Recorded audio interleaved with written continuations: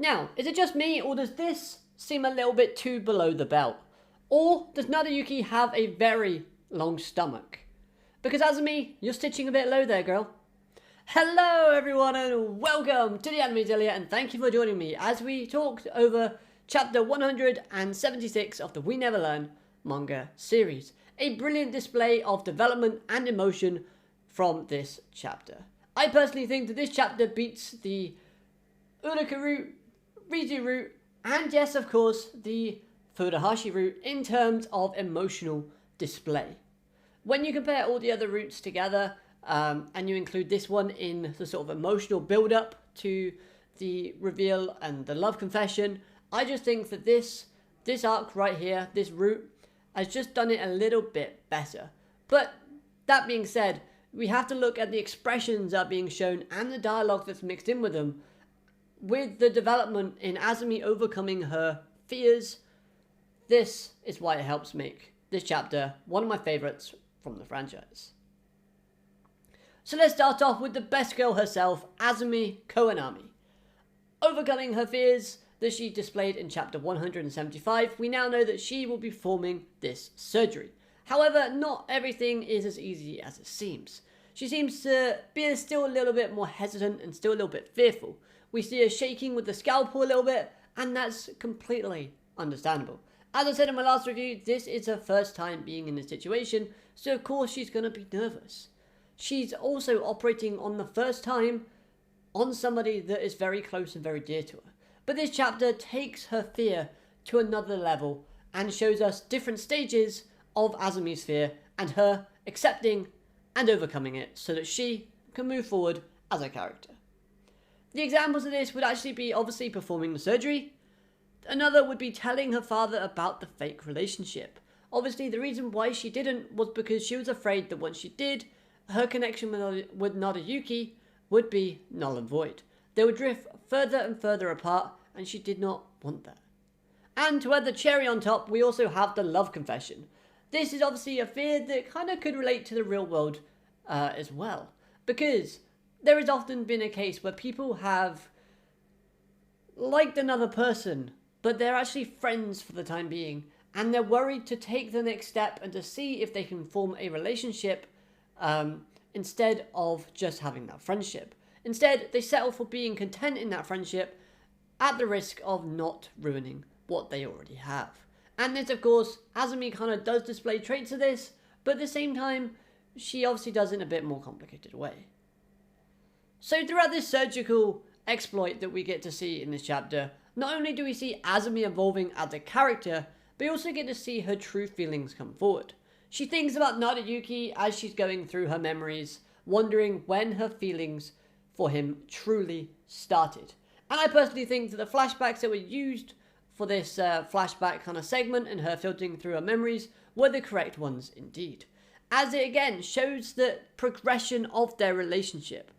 They start off by showing us Azumi meeting Naruyuki for the first time, thinking that he's this lame guy that she's never really going to have much interaction with. But then as time goes on, she realizes how kind and sweet Naruyuki really is. And that when things start to change in her kind of mind and her feelings start to change, that's when she starts to acknowledge Naruyuki and kind of respects him. And Naruyuki in turn turns into that one person that makes her the happiest whenever the two are together.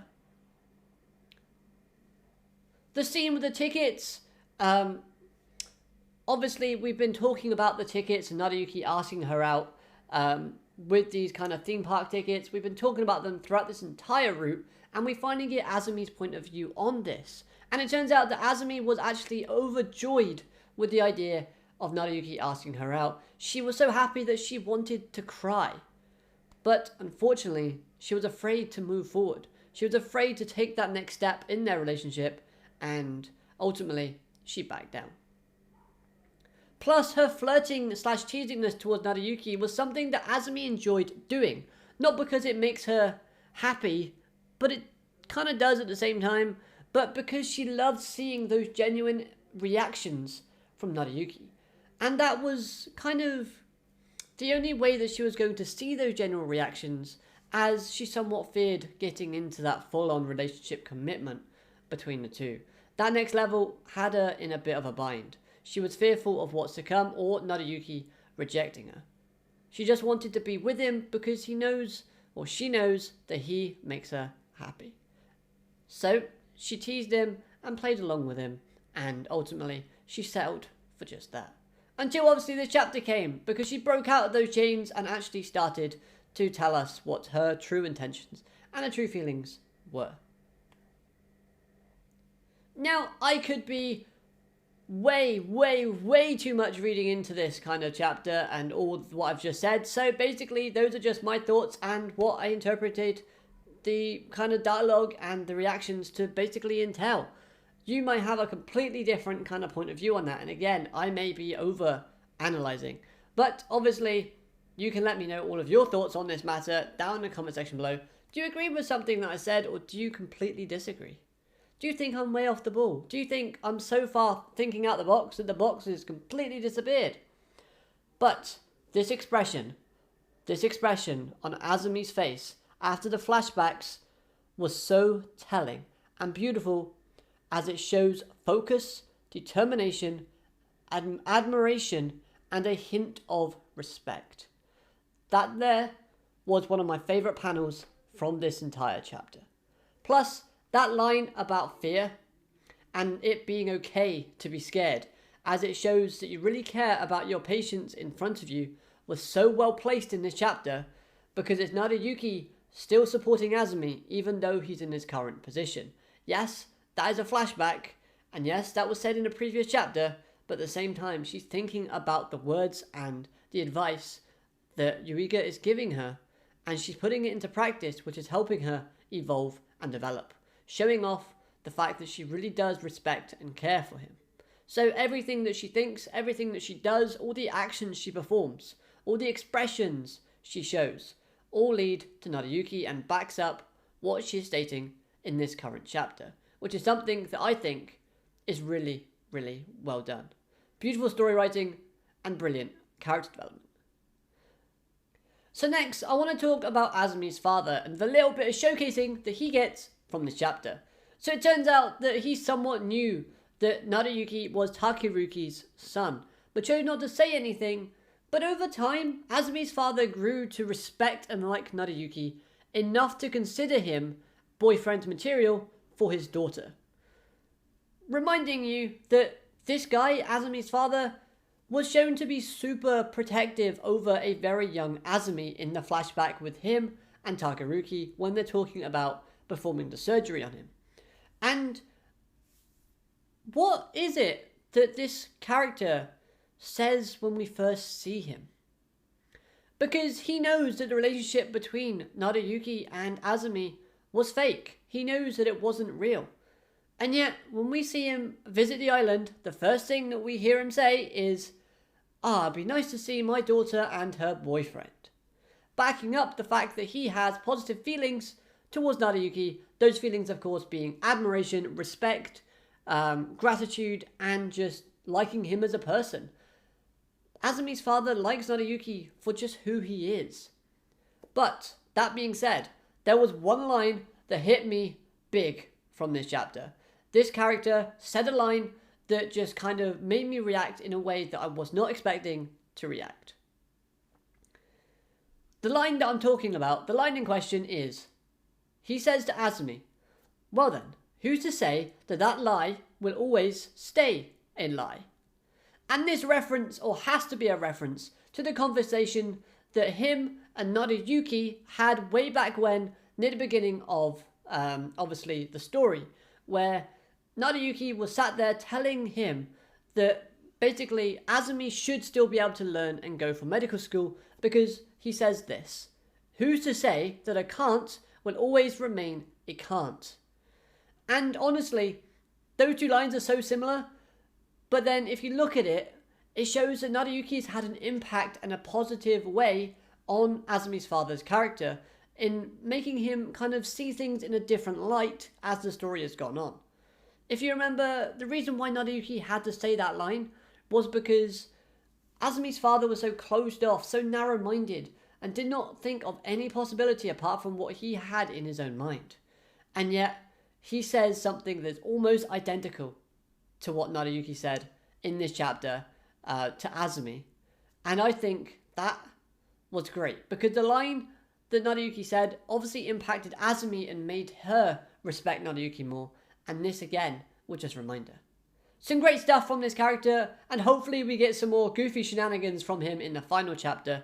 I really do want to see it, because this character is one of my favourites, and yeah, I just love everything about the Koinami family. So let's have one last final chapter, hopefully more, but I mean, I guess we're not going to, but you know what I mean. Moving on. So then, the confession. Waking up Azami with a rustling from getting those tickets out your pockets, that's a smart move, Narayuki. However, this full page sort of spread was so beautiful, and the images drawn to the text itself was gorgeous.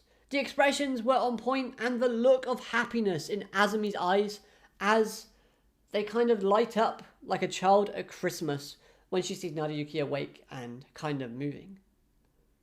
The page that follows again plays to Azami's development, as she almost looks to be playing off her true emotions, joking again by saying, "Well, you really surprised me there, Koa." But instead, they have us stop just at the end of that joke, and then she expresses her true feelings. And I believe that was the correct choice, because again, it shows this character breaking out of her old habits and showing that her character has developed and learnt from this route and from the story in general.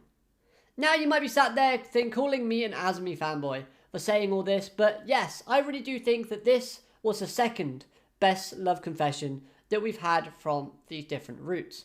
But I do think this route had the best build-up out of all the other routes so far. So second best love confession, but best build-up. So overall, I really did enjoy this chapter, and I really can't wait to see how they end off this route, how they show us that Azami and Narayuki are being a couple. Are we going to see that shy girl from Narayuki's class again that seems to have a bit of a thing for him? Because we see her in this chapter again, she's looking worried. But are they just going to give us something very fun, goofy and exciting? Hopefully, we get to see it. It's sad to see this route end, because this has honestly been my favourite route so far. And Kirisu I think will be good, but I'm just not quite seeing how they're going to go about it. However, that being said, I was not expecting what we've had so far from Azami's route. So it's been a pleasant delight that's made me enjoy the route so much more than I initially thought I would. Let me know all of your thoughts on this chapter in the comment section below. Let me know if you disagree or agree with anything that I've said as well. Just get that conversation going. Like the video if you like the video, dislike if you dislike, but let me know how I can improve if you do so.